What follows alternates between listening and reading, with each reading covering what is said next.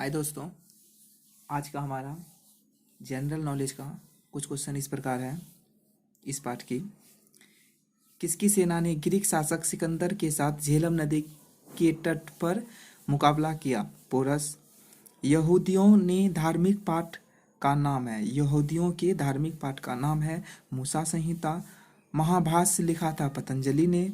प्राचीन काल में स्रोत सामग्री लिखने के लिए प्रयुक्त भाषा थी संस्कृत। चंद्रगुप्त मौर्य के बाद मौर्य सिंहासन पर बैठा था बिंदुसार। यूनानियों को भारत से बाहर किसने निकाला था? चंद्रगुप्त मौर्य। बिंदुसार के शासन के दौरान अशांति कहाँ थी? तक्षशिला में। चंद्रगुप्त मौर्य ने अपने अंतिम दिन कहाँ गुजारे? श्रवण बेलगोरा में। अशोक की प्रशासनिक नीति में भारी परिवर्तन किस घटना से आया? कलिंग युद्ध से। देवानाम मेरी प्रिय के नाम से कौन विख्यात है? अशोक। किस शिला राजा देश में अशोक ने कलिंग युद्ध के हताहतों का उल्लेख किया है और युद्ध त्याग की घोषणा की है? शिलालेख 13। चंद्रगुप्त मौर्य के दरबार में भेजा गया यूनानी राजदूत था मेगास्थनीज। इंडिका किसने लिखी? मेगास्थनीज ने। मौर्य दरबार में ग्रीस के राजदूत का नाम मेगास्थनीज था। अशोक ने किस बौद्ध साधु से प्रभावित होकर बौद्ध धर्म अपनाया? उपगुप्त। चंद्रगुप्त मौर्य का प्रसिद्ध गुरु चाणक्य किस विद्या केंद्र से संबंधित था? तक्षशिला।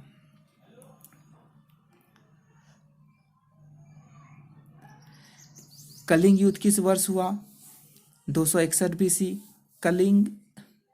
अशोक कलिंग पर युद्ध का प्रभाव कहाँ दिखाई देता है? शिलाओं पर उत्कीर्ण 13वें राज्यादेश। मौर्य काल के दौरान शिक्षा का सबसे प्रसिद्ध केंद्र निम्न में से कौन सा था? तक्षशिला। अर्थशास्त्र के लेखक किसके समकालीन थे? चंद्रगुप्त मौर्य। अर्थशास्त्र की रचना किसने की थी? कौटिल्य ने या विष्णुगुप्त। अशोक के शिलालेख किस लिपि में खुदे हुए हैं? ब्राह्मी लिपि। निम्न में किसने और कब पहली बार अशोक के शिलालेखों को स्पष्ट किया था? 1837 में जेम्स प्रिसेंप ने। किस प्रसिद्ध शासक को शिलालेखों का जनक कहा जाता था? अशोक। मौर्य वंश के शासन के दौरान स्थायिक कौन था? जिला प्रशासक था।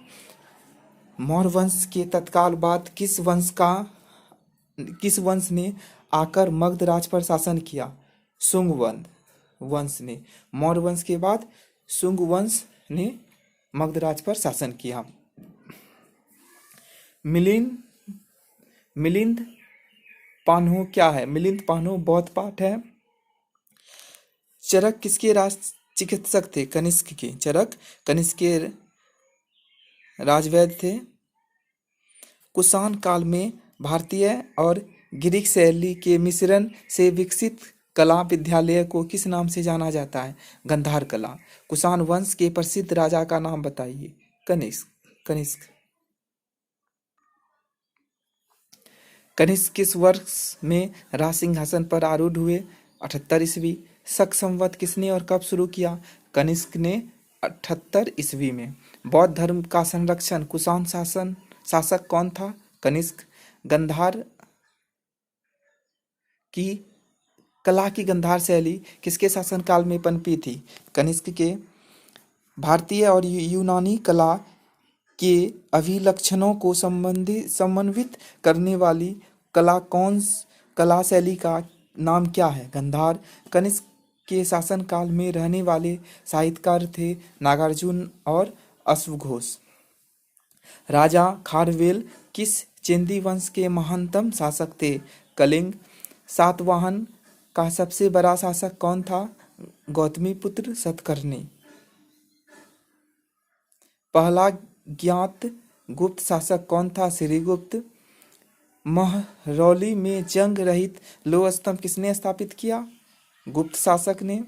गुप्त राजा जिसने विक्रमादित्य की पदवी ग्रहण की थी वह चंद्रगुप्त द्वितीय था। चंद्रगुप्त द्वितीय को और किस नाम से जाना जाता है था विक्रमादित्य। गुप्त काल के चांदी के सिक्के को कहते थे रुपयक।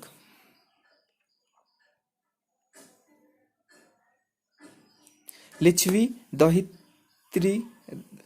दौहित्र किसे कहते थे? समुद्रगुप्त को। रोमन साम्राज्य के साथ भारत का व्यापार रोम पर किसके द्वारा आक्रमण के साथ समाप्त हो गया?